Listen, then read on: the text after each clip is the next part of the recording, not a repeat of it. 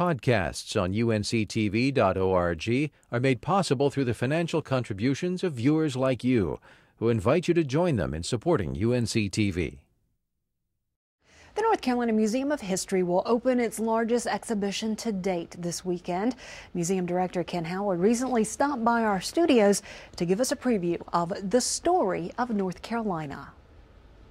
Ken Howard, always a pleasure to have you back here on North Carolina Now. Thank you, Mitch. It's a pleasure to be back. The North Carolina Museum of History is about to present a unique exhibit, The Story of North Carolina. What makes this exhibit so significant?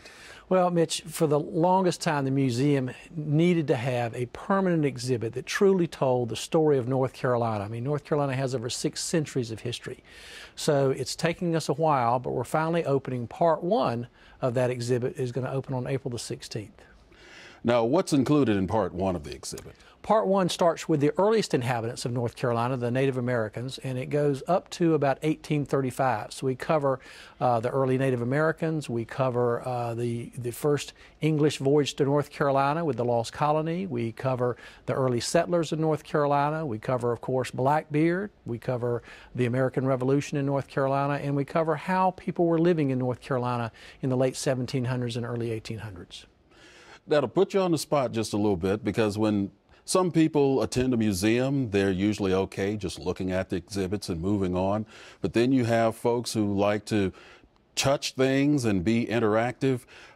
Do you have something in store for folks with either one of those mindsets? You got to be able to address both of those, Mitch. So yes, we have obviously lots of artifacts and information for people to read who want to learn more about North Carolina, but we also have a lot of hands-on interactives as well. So for instance, when you're reach the Blackbeard section of the exhibit, you'll be walking through the deck of his pirate ship, and there'll be a treasure chest there to look at to see what pirates really were after. There'll be all kinds of interactives within the exhibit in the Native American section, talking about their early tools and things. We actually have built a Native American Indian hut as to how they lived, so that you can go in and see. And I'll say the piece de resistance is we have built or reassembled one of the oldest houses in North Carolina, the Robeson House. It was originally built in 1742, and we've brought that into the museum and reassembled it so that visitors can go in that house and see how people lived in the early days of North Carolina.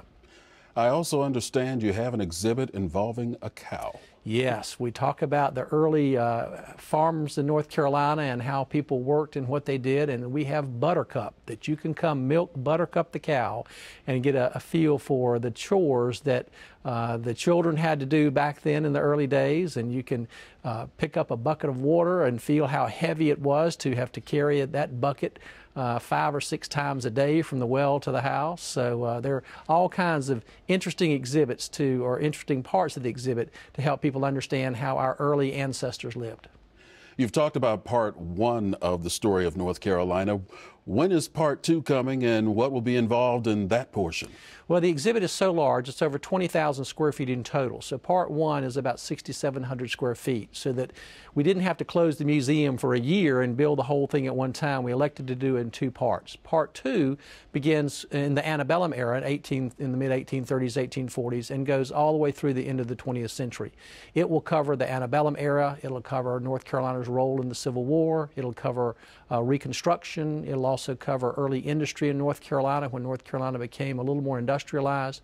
We'll talk about things such as the early automation. So we have a Model T. We have just recently moved the Wright Flyer replica that we have had hanging in the lobby is being moved into the exhibit. So, and certainly World War I, World War II, all those things will be covered in Phase 2.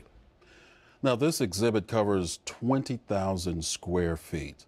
My question to you, why did the Museum of History decide to do this undertaking? Well, you would expect when you come to the North Carolina Museum of History to see a large exhibit on North Carolina's history.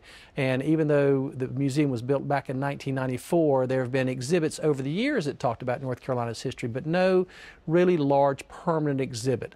Every year we have over 70,000 school children that come to visit the museum, and we need to be able to show not only the school children but all of our visitors our 6 centuries worth of history that North Carolina Carolina has. And to do that, it takes a pretty big exhibit.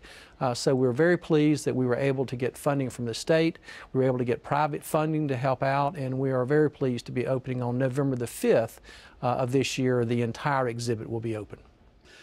And of course, talking about the challenges with the state and all, just how important is it when you talk about, let's just say, the education of children? I got off my point there. But in talking about children, how important is it to make sure that exhibits such as the story of North Carolina is there for them?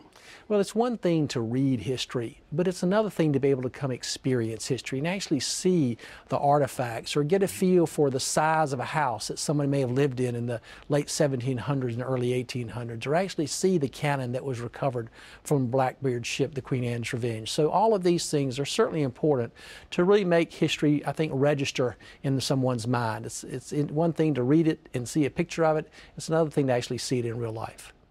And of course, once this exhibit totally comes together, it's staying there at the museum. Yes, it's a permanent exhibit. It pretty much takes up the entire first floor of the museum, so you can't miss it when you come in. And of course, if people want to find out more about the story of North Carolina or anything else that's going on at the Museum of History, where do they need to go? They can go to our website, ncmuseumofhistory.org, or they can call our main telephone number, 919-807-7900. Ken Howard, Director of the North Carolina Museum of History. Always a pleasure to have you here on North Carolina Now, and continued success, and especially with the new exhibit. Thank you, Mitch. We greatly appreciate it and look forward to seeing you out there. Podcasts on UNC-TV.org are made possible through the financial contributions of viewers like you, who invite you to join them in supporting UNC-TV.